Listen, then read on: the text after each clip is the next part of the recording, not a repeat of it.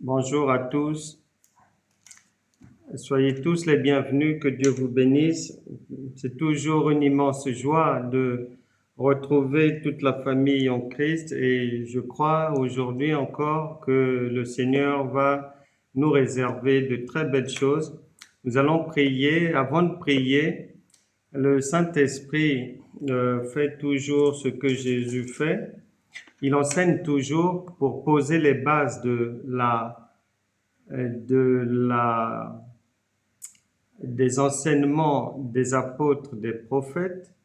Ce sont ces enseignements-là qui apportent la lumière de Dieu.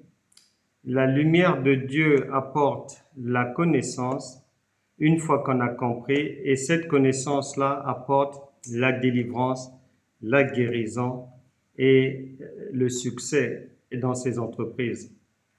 Avant de prier, donc, on va voir quelque chose. Le Saint-Esprit voudrait nous parler de ce que j'intitule « Désobéir à Dieu est un péché ».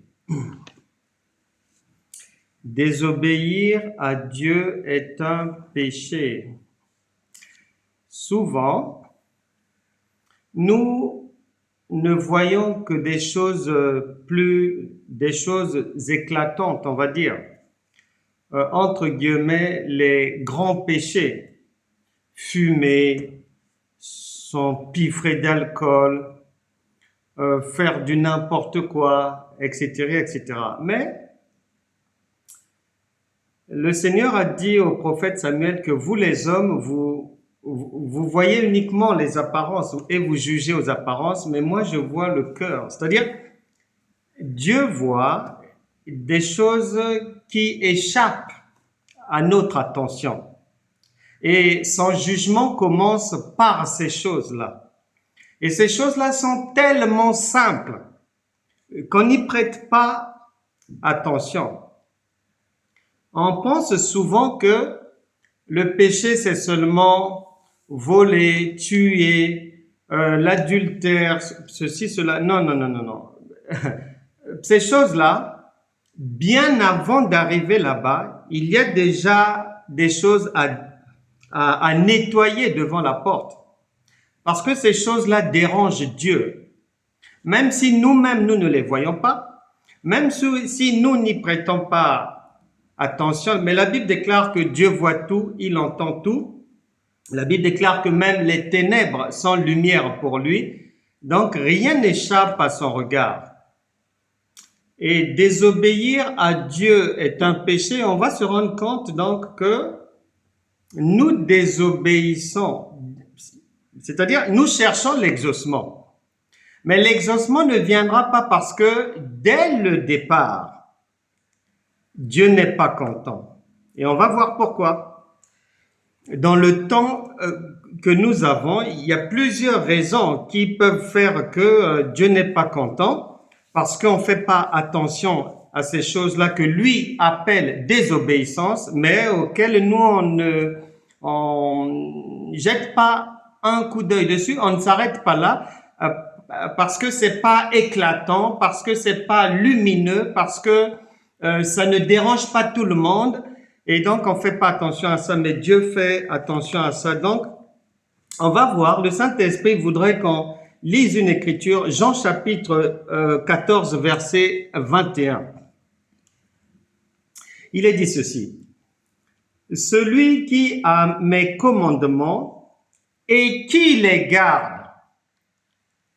Donc, il y a la loi de Dieu. Maintenant, cette loi-là, il faut prêter attention à cela. Celui qui a mes commandements et qui les garde, virgule, c'est celui qui m'aime. Donc, celui qui peut écouter la parole de Dieu, peut écouter les messages, peut être à l'église, mais tant qu'il ne pratique pas ça, eh ben, Dieu dit donc qu'il ne l'aime pas. Donc, il n'aime pas Dieu. Virgule, point virgule. Et celui qui m'aime sera aimé de mon Père. Je l'aimerai et je me ferai connaître à lui. Deuxième passage biblique, Luc chapitre 2, verset 52. Je vais lire ça dans la version Parole vivante. Ça va plus résonner dans les méninges là. Et on a raison. On a besoin que la parole résonne en nous. Parce que c'est ce raisonnement qui apporte la lumière, la délivrance. Luc chapitre 2, verset 52. Et Jésus continuait à grandir. Il est né, il est avec son père et sa mère, il est en train de grandir. Le Saint-Esprit dit qu'il continuait à grandir. Sa croissance ne s'est pas arrêtée. Non, non, non. Il continue. Point. Son intelligence s'affinait. Il se rendait toujours plus agréable à Dieu et aux hommes.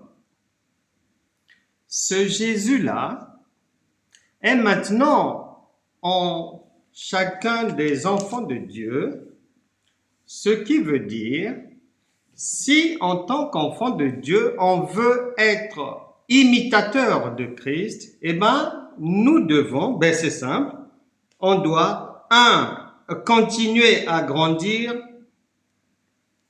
2, l'intelligence doit s'affiner, 3, être plus agréable à Dieu et 4, aux hommes.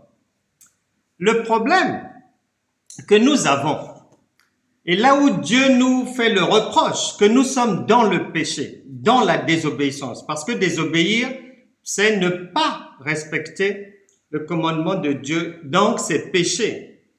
Et un enfant qui n'obéit pas à ce que maman lui dit de faire, il est dans la rébellion, il est indiscipliné, il est récalcitrant et il n'est pas agréable à maman. Il n'est pas agréable au professeur si c'est à l'école. Et donc, une maman, lorsqu'elle a mis au monde, elle veut que son enfant, bien sûr, demeure vivant, que son enfant puisse arriver à avoir 10 mois, mais qu'il ne reste pas seulement à 12 mois, à 10 mois. Il doit aller à 12 mois, 2 ans, 3 ans, 5 ans. Et tout au long de cette croissance, l'enfant, il se bat pour faire les choses seul. Au début, il ne sait pas marcher. Après, il va prendre tous les risques pour essayer de marcher. Il essaie de mettre le pied droit là, ça ne va pas, il tombe. Il ne se décourage pas, il insiste, et un beau jour, il marche. Maman l'accompagne à l'école, mais il veut vite grandir parce que il n'aimerait pas que maman l'accompagne tous les jours. Et un jour viendra où il prend son envol, son indépendance. Il va seul à l'école, il revient seul de l'école. Si avant il pouvait pas aller seul au magasin, à un moment donné, il va se battre, il va faire tous ses efforts pour être à même d'aller à la boulangerie seul, d'aller acheter de l'eau seul, des croissants seuls, des bonbons, de sortir seul. Et en faisant ainsi, tout au long des semaines, des jours, des mois, il ne peut faire ces choses-là que s'il apprend de nouvelles choses. S'il apprend à marcher, s'il apprend là où se trouve la boulangerie, et s'il apprend quel bus faut prendre ou comment faire pour aller à l'école, donc il va grandir en intelligence au fur et à mesure. C'est la volonté de Dieu pour chaque enfant de Dieu. Malheureusement, bien souvent, nous menons une vie chrétienne qui est à l'opposé de ce que Dieu a établi. Que la Bible est comme la vie d'un homme, puisque c'est Jésus. Et on nous dit que cet homme-là, il naît dans une famille lambda, avec un père, une mère, Joseph, Marie, comme nous tous. Et après, il grandit, il a un parcours. Et la Bible nous apprend qu'il apprend, il écoute des enseignements, il grandit. Et l'enfant Jésus croissait en stature, en sagesse, en maturité, en intelligence. De la même manière, si quelqu'un dit qu'il a le Saint-Esprit en lui, obligatoirement Dieu attend cette même croissance-là, obligatoirement. S'il n'y a pas cette croissance, on est dans la désobéissance. Pourquoi est-ce qu'on va être dans la désobéissance? Tout simplement parce que Dieu a dit dans 1 Corinthiens chapitre 13, verset 11. Lorsque j'étais enfant, virgule, je parlais comme un enfant, virgule, je pensais comme un enfant, virgule, je raisonnais comme un enfant, point virgule. Lorsque je suis devenu homme, j'ai fait disparaître tout ce qui était de l'enfant. Hébreux chapitre 5, verset 12, à l'attention des croyants du siècle présent, le Seigneur insiste, il dit ceci, Hébreux chapitre 5, verset 12 à 13. Hébreux chapitre 5, verset 12 à 13. Vous, virgule, en effet, qui depuis longtemps devriez être des maîtres, virgule, vous avez encore besoin qu'on vous enseigne les premiers rudiments des oracles de Dieu, virgule. Vous en êtes venus avoir besoin de lait et non de nourriture solide. Or, quiconque en est au lait n'a pas l'expérience de la parole de justice, c'est-à-dire ne connaît pas Dieu. Point virgule, car il est un enfant. On va aller faire un cas pratique pour voir le reproche que Dieu nous fait. Et on n'y prête pas attention, mais Dieu veut qu'on puisse prêter attention à cela. Luc chapitre 18, nous faisons un cas pratique. Comme ça va nous permettre de mieux saisir la pensée de Dieu. Luc chapitre 18, verset 1. Jésus leur adressa une parabole, virgule, pour montrer qu'il faut toujours prier et ne point se relâcher. Il faut toujours prier et ne point se relâcher. Si tu comprends ça comme ça intellectuellement, si tu comprends ça comme, c'est-à-dire les mots que te donne le dico, et si tu penses que Dieu te donne les mêmes mots, non. Dieu commence par là, mais il va quelque part. Il veut te faire comprendre quelque chose.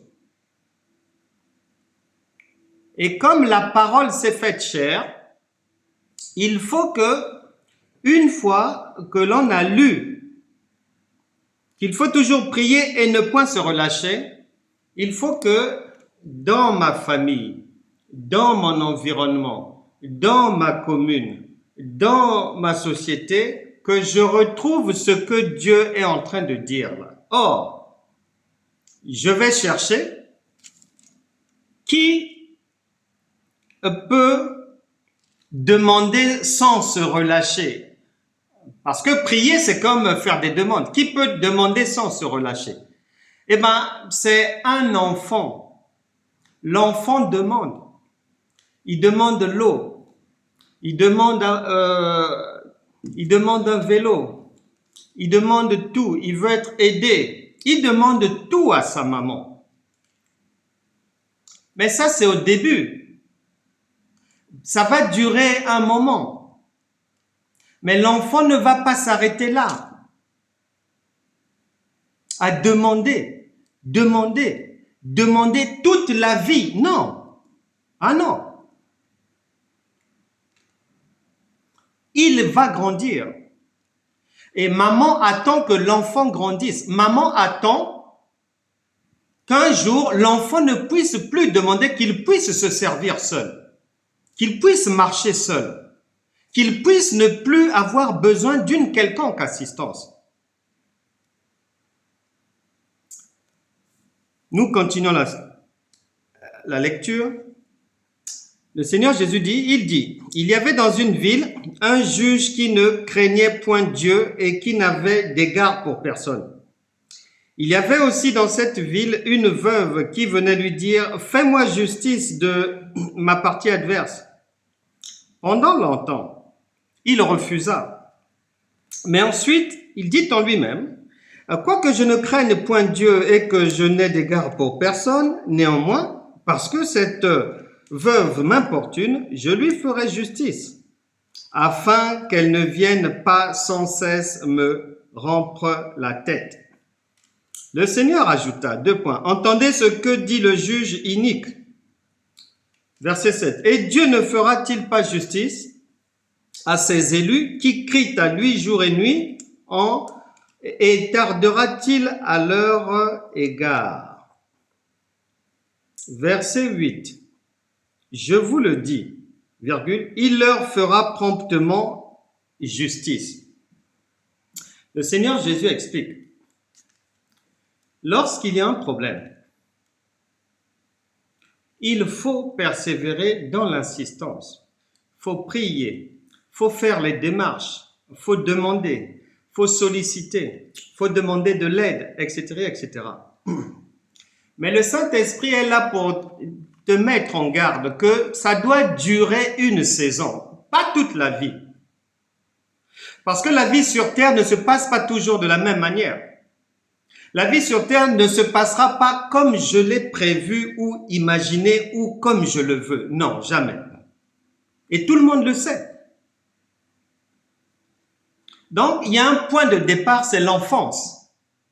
Et lorsqu'on devient bébé spirituel, enfant spirituel, il y a la même progression, la même croissance, la même intelligence qu'il faut aller affiner pour aller acquérir une indépendance comme le bébé est physique.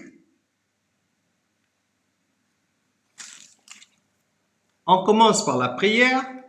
Jésus dit, il faut demander, ne vous relâchez pas, etc., etc.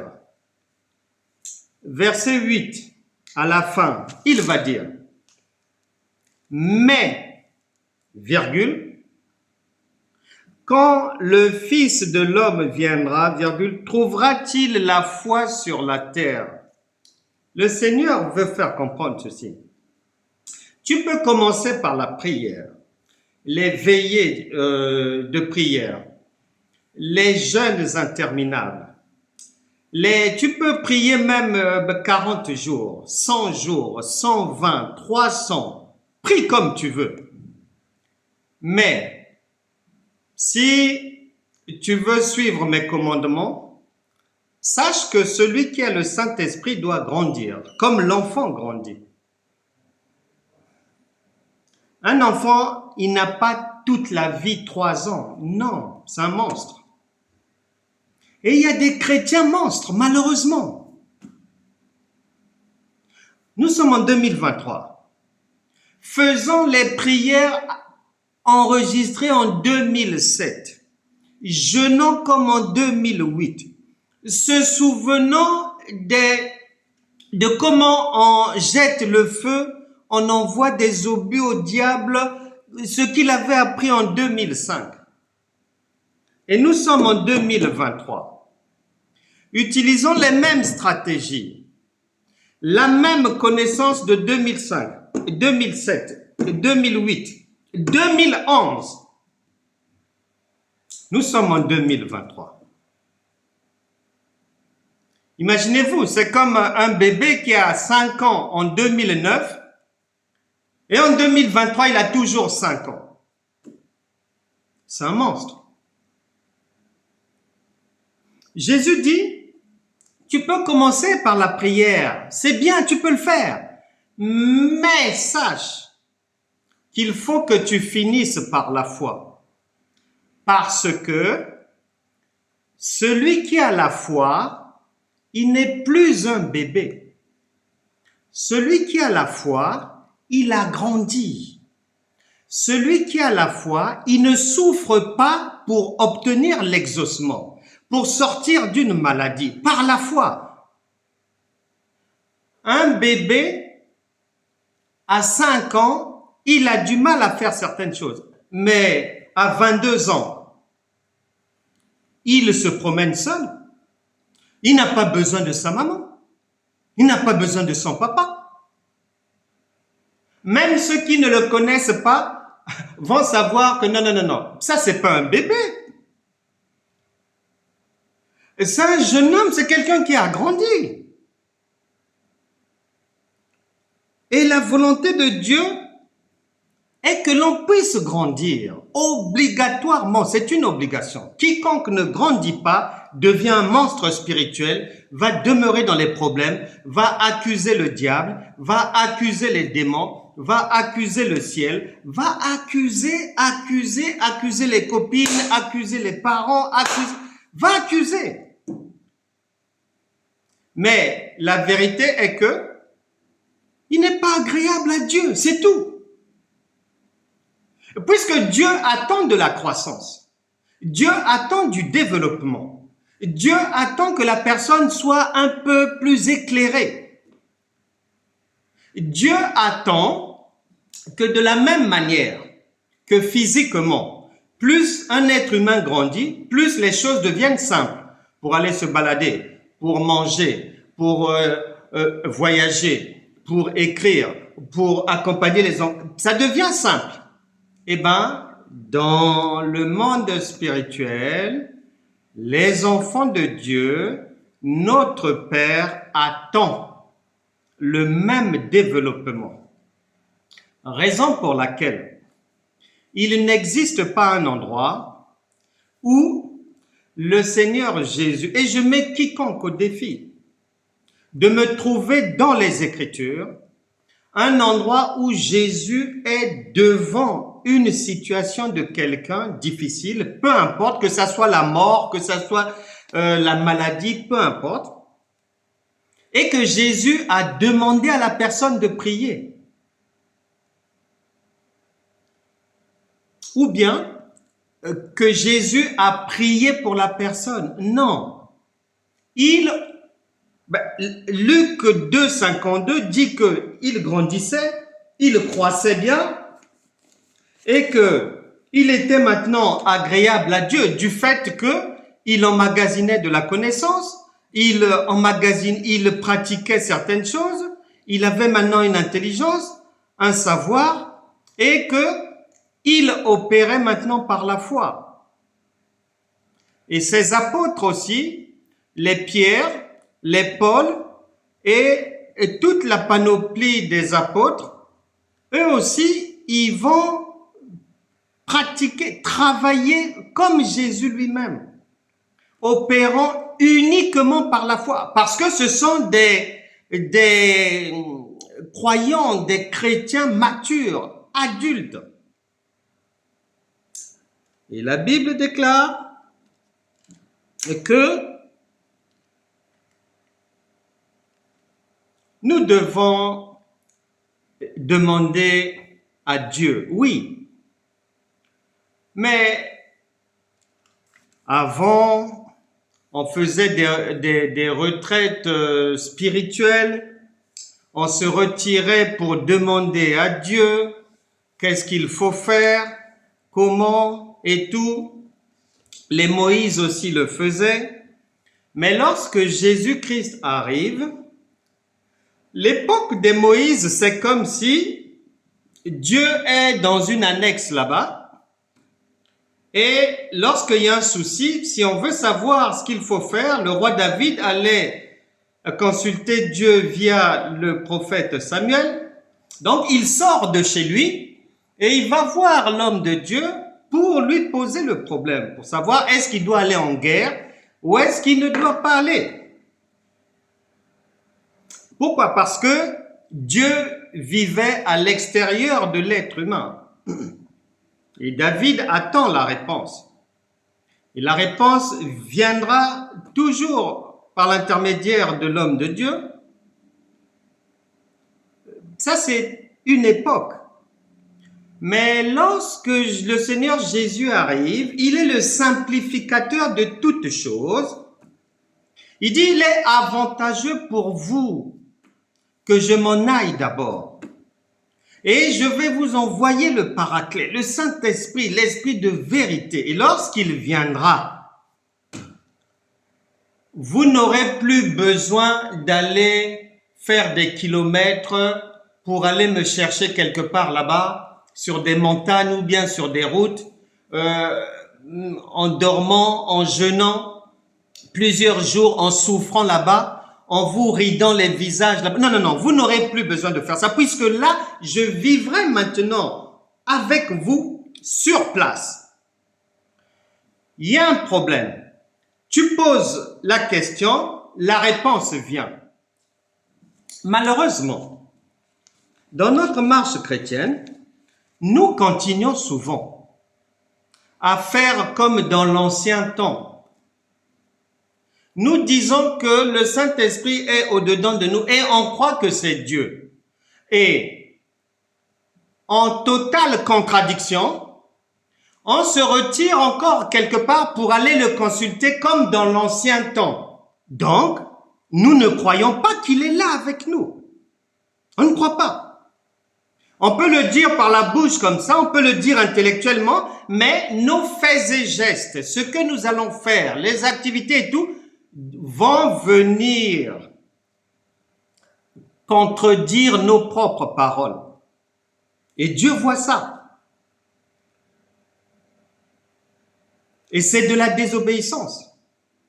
Parce que la Bible déclare que ton oui soit oui et que ton non soit non. Tu peux dire oui de la bouche et dire non par les gestes. C'est comme ça que beaucoup de gens divorcent. On a dit oui avec la bouche, mais on vient annuler ce qu'on a dit avec la bouche par les actes. C'est un langage aussi. 1 Corinthiens chapitre 2, avant d'aller là-bas, retenons donc que le Seigneur Jésus, il dit qu'on doit demander, on doit prier. Mais en Luc chapitre 18, verset 8, il vient conclure que ne reste pas là-bas. Il faut que tu ailles au niveau de la foi. Parce que Hébreux chapitre 11, verset 6 dit « Sans la foi, nul n'est agréable à Dieu ». Dieu ne peut pas se tromper de mots. Il n'a pas dit sans la prière, non. Il n'a pas dit sans le jeûne, non. Jésus a toujours dit qu'il te soit fait selon ta foi. Il l'a dit au centenier romain. Matthieu chapitre 8, verset 5 à 13, va, qu'il te soit fait selon ta foi. Il a dit à Bartimée, Marc chapitre 10, à partir du verset 46, ta foi t'a guéri. Il a dit à la femme à la perte de sang dans l'évangile de Luc, en lui disant, ma fille, ta foi t'a sauvée. Et le Seigneur Jésus a toujours travaillé, puisqu'il est devenu un homme mature, adulte, Il n'utilise plus les rudiments d'hier, d'avant, non. Il utilise ce qui est sophistiqué. On ne souffre plus pour guérir. On ne souffre plus pour aider quelqu'un. On ne souffre pas pour arrêter une hémorragie de sang. C'est pour ça que le centenier romain, il savait que le royaume de Dieu, c'est un royaume de joie, de fête. Il a dit à Jésus, Matthieu chapitre 8, verset 8, « Dis seulement un mot, et mon serviteur sera guéri. » Il n'y a plus de gesticulation à faire. Nous ne sommes plus dans les acrobaties. Seigneur, dis seulement un mot, et c'est bon. Nous n'avons plus à souffrir. Et le psaume 33, verset 9 stipule que il dit, et la chose arrive.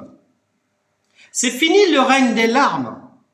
C'est fini le règne des 1000 jours de prière et de souffrance. Non. Jésus est venu pour libérer les captifs que nous étions, pour nous redonner la joie de vivre. La Bible déclare que c'est pour la liberté que Christ nous a affranchis. Liberté veut dire absence totale de souffrance. Vie agréable. Et c'est pour ça que lorsque quelqu'un grandit convenablement et il est agréable à Dieu, eh ben, le Seigneur a dit dans 1 Corinthiens chapitre 2, il dit quelque chose d'extraordinaire. 1 Corinthiens chapitre 2 verset 15, l'homme spirituel, c'est-à-dire le chrétien qui a grandi, comme son Seigneur et Sauveur Jésus-Christ, qui a reçu le Saint-Esprit et qui a tout fait pour marcher main dans la main avec le Seigneur, en essayant de mieux comprendre comment ça fonctionne, le royaume de Dieu, et en essayant de bien comprendre que avant c'était la souffrance, mais maintenant c'est la joie. Demandez afin que votre joie soit parfaite. C'est écrit dans l'évangile de Jean. Et le Seigneur dit, l'homme spirituel, virgule, au contraire, juge de tout, et il n'est lui-même jugé par personne. L'homme spirituel, c'est-à-dire le chrétien qui a suivi les traces du Seigneur Jésus, essayant de comprendre comment ça fonctionne, essayant de bien saisir que veut dire sa véritable identité en Christ, le chrétien conscient de son héritage en Christ, s'il a essayé d'avoir des tuyaux sur comment acquérir, aller à la conquête de ces promesses-là, de toutes ces bénédictions, de la vie divine, de la santé divine, de la vie abondante. Il a cherché à comprendre comment ça fonctionne. Et à ce moment-là, Dieu considère celui-là comme un véritable homme spirituel. Comme il est devenu véritable homme spirituel, Dieu dit à ce moment-là, lui, il juge de tout. Mais si Dieu dit que tu peux juger de tout, mais qu'est-ce que tu vas encore aller faire à 30 km, 300 km de chez toi pendant une semaine, en train de consulter encore Dieu ou je ne sais pas quel Dieu tu attends, alors que Dieu a déjà dit la manière dont je te vois, avec ma présence en toi par le Saint-Esprit, tu as tout l'arsenal pour régler les situations. La contradiction chrétienne est de prendre des versets bibliques et de ne pas y mettre du contenu, d'aller directement prier le verre vide. Il n'y a pas d'eau dedans de la parole. Un enfant avec une maman, il n'existe pas. L'enfant vient te demander quelque chose. L'enfant vient te poser une question. Vous êtes dans la même maison. On ne parle pas que vous êtes séparés, l'enfant vit là-bas et toi tu vis là-bas. D'accord. Ça c'est un autre cas de figure. Ça c'était avant avec les Moïse. Mais maintenant nous sommes les gens de la maison de Dieu. Et la Bible déclare que tu es le temple du Saint-Esprit. Dieu vit réellement en toi. si tu le sais et si tu en es conscient, consciente.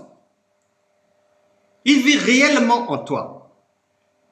Eh bien, ce qui veut dire que si vraiment tu ne te mens pas à toi-même ou à ta famille ou à tes collègues ou à tes copines, si tu crois vraiment que Dieu vit en toi, eh ben, tu poses la question là, normalement dans la journée, il te répond. Parce que lorsque l'enfant pose une question à maman, lorsqu'un enfant fait une demande à sa mère, maman ne laisse pas l'enfant 40 jours sans réponse. Tu ne diras jamais à l'enfant, mais va d'abord là-bas, va me chercher là-bas, pleure d'abord là-bas contre un mur, mais comme le roi Ézéchias, et quand tu auras bien déversé tes larmes, viens, je vais te répondre. Mais ça ne va pas. Et les gens croient que c'est ce que Dieu peut faire, un Dieu d'amour. Mais non. Une maman ne fait pas ça. Une maman, l'enfant lui demande quelque chose, lui pose une question, elle peut répondre sur le champ, elle peut lui dire « Attends, je vérifie », elle peut lui dire « Attends, l'après-midi, je te répondrai », mais elle ne va pas laisser l'enfant 24 heures sans réponse, c'est pas vrai. C'est faux. Si elle a de l'amour pour son enfant, elle va lui répondre. Elle n'a pas besoin que l'enfant pleure, saute, crie, alerte le quartier. Aïe. Non, non, non, non, non, non, non, non. Non. Et c'est ce que Dieu nous fait comprendre, que l'homme spirituel, celui qui a grandi, qui a compris, eh ben, au contraire, il juge de tout. Et il n'est lui-même jugé par personne. Pourquoi Dieu interdit à qui que ce soit de te juger? Est-ce que tu en es conscient, consciente? Dieu interdit. Si tu te considères comme spirituel, chrétien spirituel, chrétienne spirituelle réellement, eh ben, Dieu interdit quiconque d'ouvrir sa bouche pour te dire quoi que ce soit. Pourquoi il le fait? Il le fait parce que si lui-même Dieu vit en toi par le Saint-Esprit, qui peut juger Dieu? On ne juge pas Dieu. Donc, celui qui a le Saint-Esprit pour Dieu est un chrétien qui va grandir, grandir, grandir, parvenir à la stature parfaite de Christ, et là, il devient pleinement spirituel. Je précise, contrairement à ce que beaucoup pensent, prier ne veut pas dire qu'on est spirituel. Jeûner ne veut pas dire qu'on est spirituel. Aller dans une église ne veut pas dire qu'on est spirituel. Écouter des enseignements ne veut pas dire qu'on est spirituel. Jacques chapitre 1, et on finit par là. Jacques chapitre 1, verset 22. Mettez en pratique la parole. Dieu dit, il faut grandir. Dieu dit que le modèle, c'est Christ. Dieu dit que Jésus-Christ, il grandissait, il affinait son intelligence, il était devenu sage, il était devenu mature. Et Dieu ajoute en Romains chapitre 2 à 3 là-bas que soyez transformés par le renouvellement de l'intelligence. Et Jacques dit, mettez en pratique la parole, virgule, et ne vous bornez pas à l'écouter en vous trompant vous-même par de faux raisonnements. Sans la foi, nul n'est agréable à Dieu. L'objectif de Dieu, c'est que chaque enfant de Dieu puisse suivre une courbe de croissance spirituelle normale telle que Jésus nous l'a montré. La Bible déclare qu'il est le premier-né d'entre nous tous. Et nous devons suivre notre aîné. Et lorsque on ne suit pas cette courbe de croissance, on est dans la désobéissance. On est complètement dans la désobéissance. Et en ce qui concerne la désobéissance, c'est le péché. 1 Jean chapitre 3 verset 8. Celui qui pêche est du diable. Pécher, c'est pas seulement aller faire du mal là-bas ou de la violence, non. Quiconque ne met pas en pratique les commandements de Dieu est hors la loi de Dieu, donc dans le péché.